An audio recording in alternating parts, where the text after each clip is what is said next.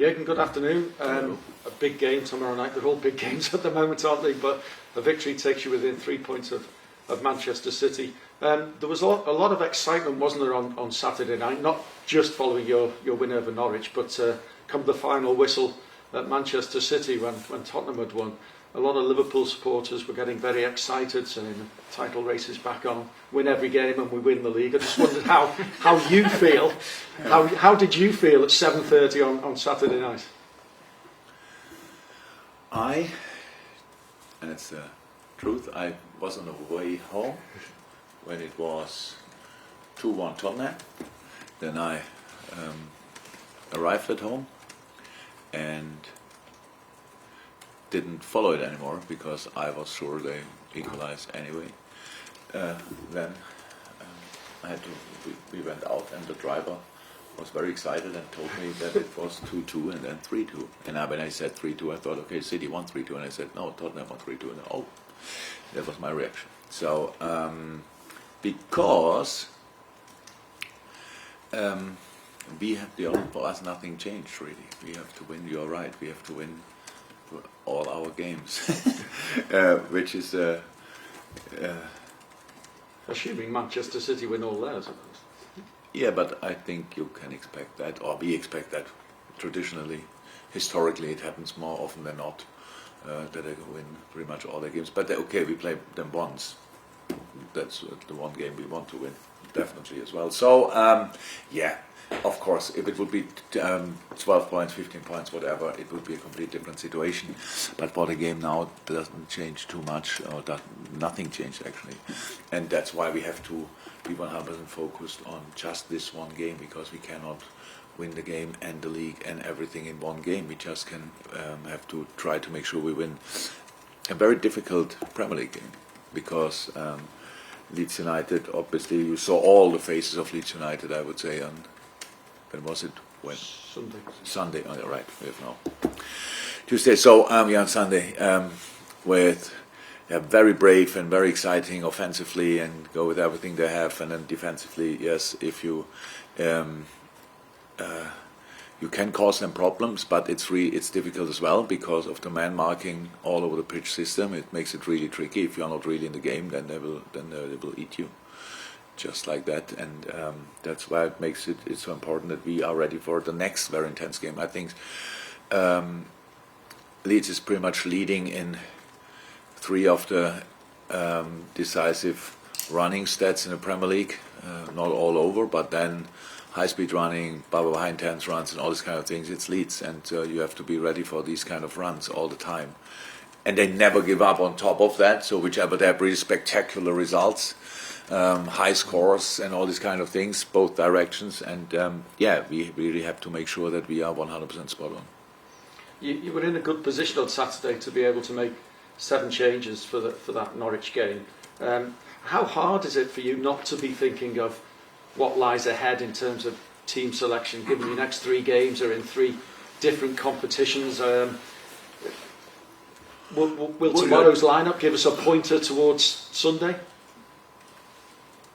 Ooh. Well, I didn't think about it, so well, you can probably. No, I didn't, because the one thing I learned over the years, and I do it now already for a while, is it does work for me to have 2 games or 3 games in my mind. We have to try everything for this game, and that's what we did against Norwich. We made the changes for the Norwich game not because of the Leeds game or the final at the weekend. Maybe because we needed the fresh legs and intensity in this game, and some players were ready for a rest as well. So that's why we made the changes, and that's exactly how we will do it now. There's no chance that the Premier League is the Premier League, and you cannot say I rest somebody for the final or whatever. For me, it never worked out. If we try to rest one and bring him on after 60 minutes, and he gets a knock in the 65th minute, so what's the point? No, we are actually. That's not. I have a few things to sort during the week, but I don't even try to think about the game after the one we are really in. Bobby Firmino and Diogo Jota. Jota's probably itching, isn't he, to get fit, given what he's done in this cup run. I know it's a league game tomorrow, but any chance of us seeing them tomorrow first of all, and then what chance for the final? No, for tomorrow, no chance, and then the final we will see. I really don't. I don't know in the moment, but it was easy to say now, no. But yeah, we will see. They'll be pushing, won't they? They are, but yeah, they were not on the pitch, so for training, so that's not a good sign. No. And we have to see what we can do with the boys in the next few days, and then we make a decision later in the week. Thanks, Alan. We'll go to James Cooper for PLP for 2, and then Juliet in the room for BBC. James. Hi, Jurgen. Nice to see you. Hi, nice to see you.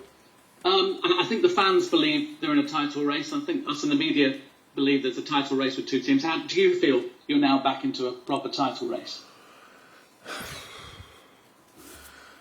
How I said, it's what do you mean with a title race? We have so many games to play, and yes, if we could win them all, it's a title race. So if not, then it's maybe not a title race. I don't know exactly. I'm not too much into it. I understand that 100%. That people get excited about it. Good, because the distance is now not completely, or they are not completely out of reach anymore. But it's anyway a really tricky situation, and I never prepare press conferences, I have to say, but today I can tell you I didn't think a second about the title race. I just thought about Leeds when I came in here, but you could ask about them. Yeah, I know, usually you don't ask about the opponent, we talk about all the other stuff, but I'm obviously naive enough to still think about the next opponent, and I cannot give any kind of, I have nothing to say about it really. I'm really happy about the results we had in the last few weeks. They obviously brought us some points, some confidence as well in different competitions. That's really good. But a minute after the Norwich game, it's over, and we just have to think about Leeds. And there are so many things that can happen in football, and if you now just think about it, and everybody thinks, oh, now we are close and only 3 points. No, it's 6 points, and we play Leeds.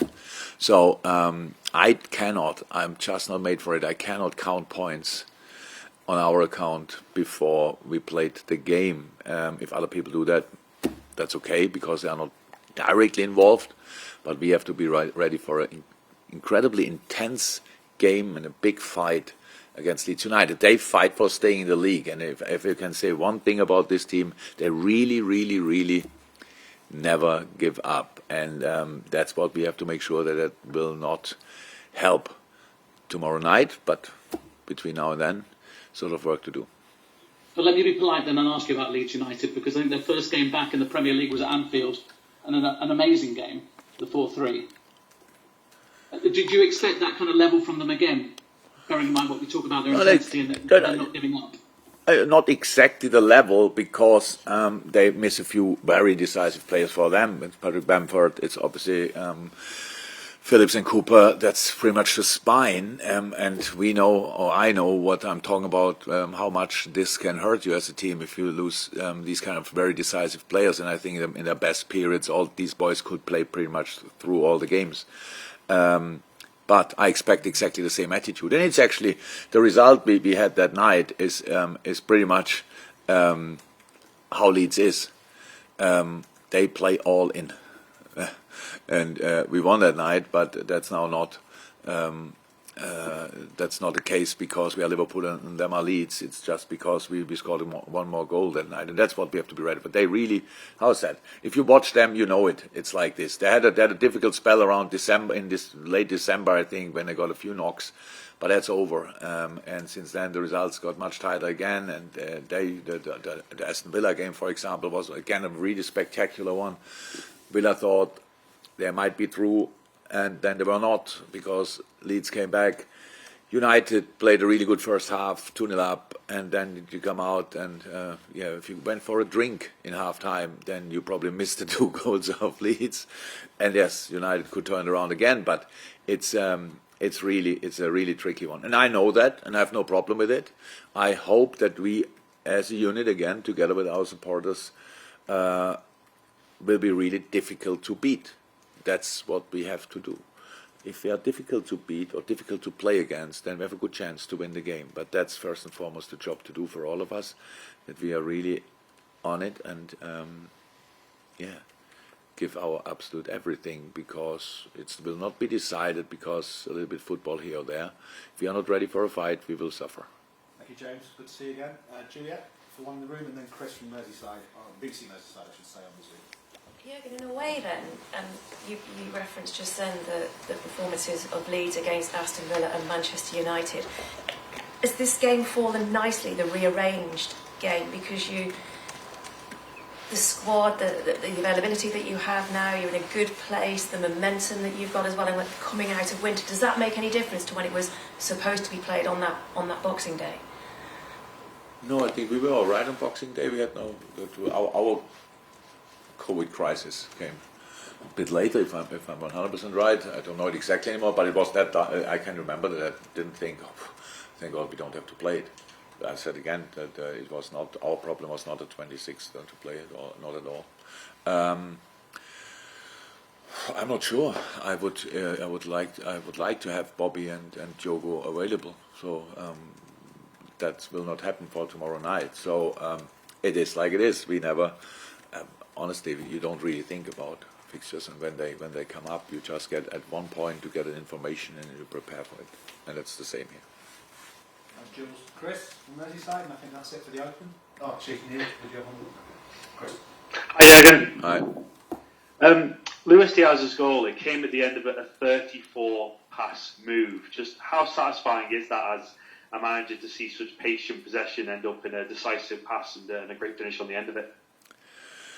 Very, very satisfying, and it's a sign for something else as well. It's like that in a moment, obviously, the two goals we scored before opened up the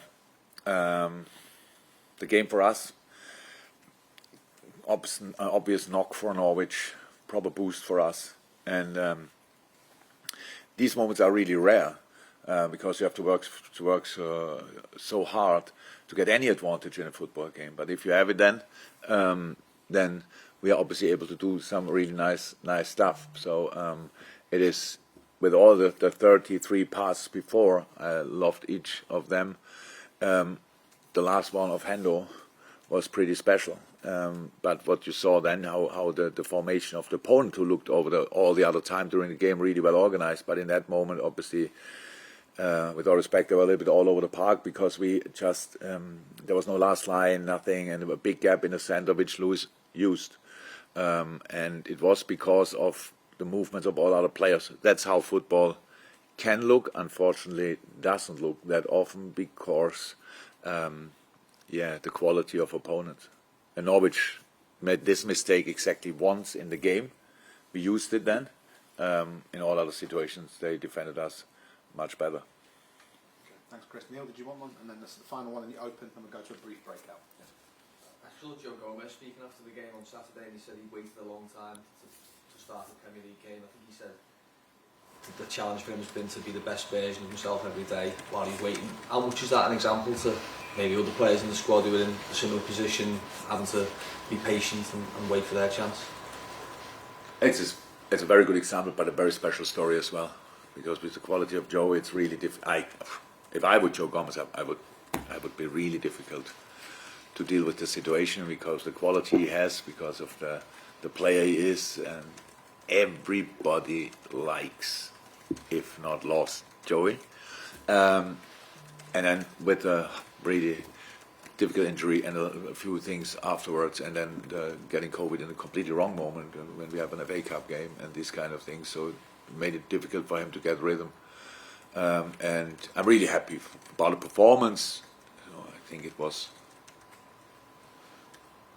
the first goal, where he was involved in a half space, nearly lose the ball, winning it back, and then pass the ball, and from there we go. I was really, really pleased for him. I'm pretty sure he was nervous. That's normal after that long time. Then on the position he likes maybe the second most, not the most, and was for us very important that he could play that, because Rashika with the speed was clear we will not go for Trent, not because of Rashika, but because Trent needed a break. And then who do you bring? And then it was really perfect to have Joey available. Yes, it's an example, absolutely. Like we have a lot of other examples, I have to say. So in a moment, I told the boys yesterday, the way we deal with different situations at the moment is really exceptional, because some players start who are used to be outside more often than others don't start, who are used to be in the starting lineup, and all of them, we all saw it the last 2 games, the changes we could make were massive, and the influence they had, and that's exactly how it has to be. And as long as we can do that, as long as we can use the squad like that, we have a good chance to win football games.